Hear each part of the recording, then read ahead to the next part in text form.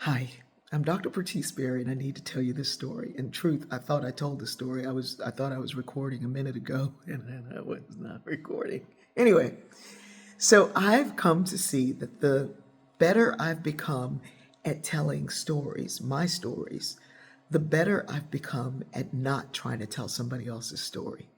Throughout the day, people will say, "Well, why did they do that? And what are you thinking? What? I don't know. That's their story. You have to ask them." And it's really wonderful working my own story muscle.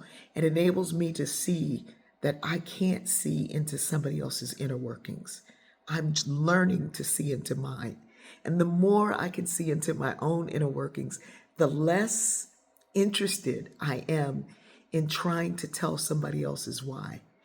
You can look at the surface of a thing and see one thing, but if you could go deeper, you'd find out so much more. And that only comes by sharing your stories.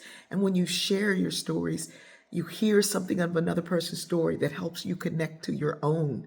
But telling somebody else's story does not connect you to theirs. The surface is all you can see. I'm wearing this really short, cropped, tight, curly kind of hairstyle. But if you could look closer, if you knew closer, you'd find out that my hair isn't really that short. It's just coiled. It's coiled closely, and then I push it down and kind of help shape it because some textures are not the same as the others. And there's more going on than we can actually see. And instead of trying to make assumptions based on only what you see, why don't you get to know yourself a little bit better? Go deeper into who you are, your motivations, your wills, your understandings, your why. Question what you think you believe, because believing is really, I don't know. Believing literally means, I don't know. And when we begin to question that, we can see how connected we are to this bigger world, a much bigger world that brings us all together, that wants to bring us all together while we're sitting here finding ways to be apart. I love you.